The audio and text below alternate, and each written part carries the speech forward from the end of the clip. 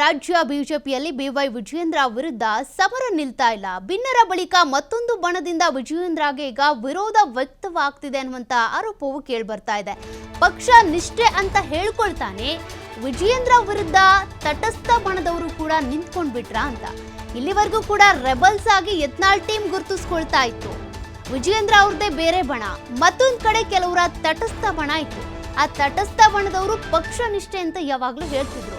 But ಈಗ ವಿಜಯೇಂದ್ರ ವಿರುದ್ಧ ಪಕ್ಷ ನಿಷ್ಠೆ ಅಂತ ಹೇಳ್ತಾ ಇದ್ದಂತ ತಟಸ್ಥ ನಾಯಕರು ಕೂಡ ತೊಡೆ ತಟ್ಟಿದ್ದಾರೆ. ವರಿಷ್ಠರ ಮುಂದೆ ಅಭಿಪ್ರಾಯ ಮಂಡನೆಗೆ ಅವಕಾಶಕ್ಕಾಗಿ ಕಾಯ್ತಿದೆ ಈ ಟೀಮ್. ವಿಜಯೇಂದ್ರರನ್ನ ಕೆಳಗಿಳಿಸಬೇಕು ಅಂತ ಅಶೋಕ್ ಅವ್ರು ಹೇಳಿದ್ರು, ಅಶ್ವಥ್ ನಾರಾಯಣ್ ಹೇಳಿದ್ರು, ಬಸವರಾಜ ಬೊಮ್ಮಾಯಿ ಸೇರಿದಂತೆ ಹಲವರು ಹೇಳದೇ ಇದ್ರು ಕೂಡ ಅವರ ಅಭಿಪ್ರಾಯ ಅದೇ ಆಗ್ತಾ ಇದೆ. ಅಂದ್ರೆ ಈ ರೀತಿಯಾಗಿ ಒಳಗೊಳಗೆ ಒಂದಷ್ಟು ತಂತ್ರಿಗಾರಿಕೆಯನ್ನ ಹೆಣಿತಿದಾರ ಅಂತ. ಪಕ್ಷ ನಿಷ್ಠೆ ಅಂತ ಯಾರು ಹೇಳ್ತಾ ಇದ್ರು ಆ ನಾಯಕರೇ ಈಗ ರಾಜ್ಯಾಧ್ಯಕ್ಷರಿಗೆ ಟಕ್ಕರ್ ಕೊಡುವಂತ ಎಲ್ಲಾ ಲಕ್ಷಣನೂ ಕಾಣಿಸ್ತಿವೆ. ಎಲ್ಲರೂ ಒಪ್ಪುವಂತ ರಾಜ್ಯಾಧ್ಯಕ್ಷ ಬೇಕು, ಅಂದ್ರೆ ಎಲ್ಲರಿಗೂ ಸಲ್ಲುವಂತ ರಾಜ್ಯಾಧ್ಯಕ್ಷ ಬೇಕು ಅಂತ ಈಗಾಗಲೇ ಆರ್ ಅಶೋಕ್ ಅವರು ಕೂಡ ಹೇಳಿದ್ರು. ಇತ್ತ ತಟಸ್ಥರ ನಡೆಯಿಂದ ಆಕ್ರೋಶಗೊಂಡಿದ್ದಾರೆ ವಿಜಯೇಂದ್ರ. ಷಡ್ಯಂತ್ರದ ಬಗ್ಗೆ ಹೈಕಮಾಂಡ್ಗೆ ದೂರು ನೀಡೋದಕ್ಕೆ ವಿಜಯೇಂದ್ರ ಈಗ ನಿರ್ಧಾರ ಮಾಡ್ತಾ ಇದ್ದಾರೆ. ಏನ್ ದೂರು ಕೊಡಬೇಕು, ಯಾರ ವಿರುದ್ಧ ದೂರು ಕೊಡಬೇಕು?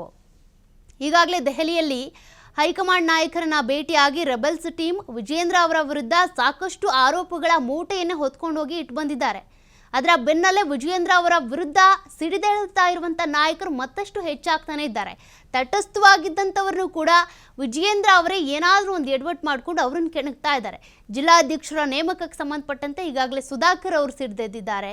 BP ಹರೀಶ್ ಅವರು ಕೂಡ ಅಸಮಾಧಾನ. ಅವ್ರು ಯಾವಾಗಲೂ ಕೂಡ ರೆಬಲ್ ಟೀಮಲ್ಲೇ ಇದ್ರು, ಬಟ್ ಈಗ ಮತ್ತೆ ಇನ್ನಷ್ಟು ಅವ್ರು ಜೋರಾಗಿದ್ದಾರೆ. ಒಬ್ಬೊಬ್ಬರೇ ಈಗ ಸಿಡಿದೇಳ್ತಾ ಇದ್ದಾರೆ.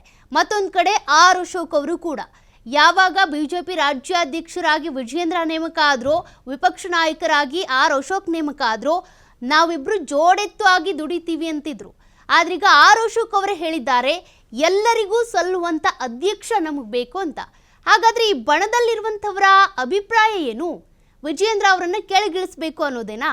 ಅದಕ್ಕೋಸ್ಕರ ಷಡ್ಯಂತ್ರ ಅಂದರೆ ಆ ರೀತಿಯಲ್ಲೂ ಮಾಡಬೇಕಾದಂಥ ಒಂದಷ್ಟು ತಂತ್ರಗಾರಿಕೆ ಏನಿದೆ ಅದೆಲ್ಲವನ್ನು ಕೂಡ ಮಾಡ್ತಾ ಇದ್ದಾರಾ ಅನ್ನುವಂಥ ಅನುಮಾನಗಳು ಸಹಜವಾಗಿಯೇ ಮೂಡ್ತಾ ಇದೆ. ಇನ್ನು ಬೊಮ್ಮಾಯಿ ಮತ್ತು ಸುಧಾಕರ್ ಅಂತ ಬಂದಾಗ ಅವರಿಬ್ಬರು ಕೂಡ ಆಪ್ತ ಮಿತ್ರರು. ಸುಧಾಕರ್ ಅವರು ಕೂಡ ಸುದ್ದಿಗೋಷ್ಠಿ ಮಾಡುವಂಥ ಸಂದರ್ಭದಲ್ಲಿ ಬೊಮ್ಮಾಯಿ ಅವ್ರಿಗೆ ಹೇಳ್ದೇನೆ ಅವ್ರು ಬಂದು ಸುದ್ದಿಗೋಷ್ಠಿ ಮಾಡಿಬಿಟ್ರಾ? ಅದು ಕೂಡ ಅನುಮಾನಕ್ಕೆಡೆ ಮಾಡಿಕೊಡ್ತಾ ಇದೆ. ಒಟ್ಟಿನಲ್ಲಿ ತಟಸ್ಥರಾಗಿದ್ದಂಥ ಟೀಮ್ ಏನಿದೆ ಅದು ಕೂಡ ಈಗ ಬಂಡಾಯ ಇದ್ದಂತೆ ಕಾಣಿಸ್ತಾ ಇದೆ, ರೆಬಲ್ ಆದಂತೆ ಕಾಣಿಸ್ತಾ ಇದೆ.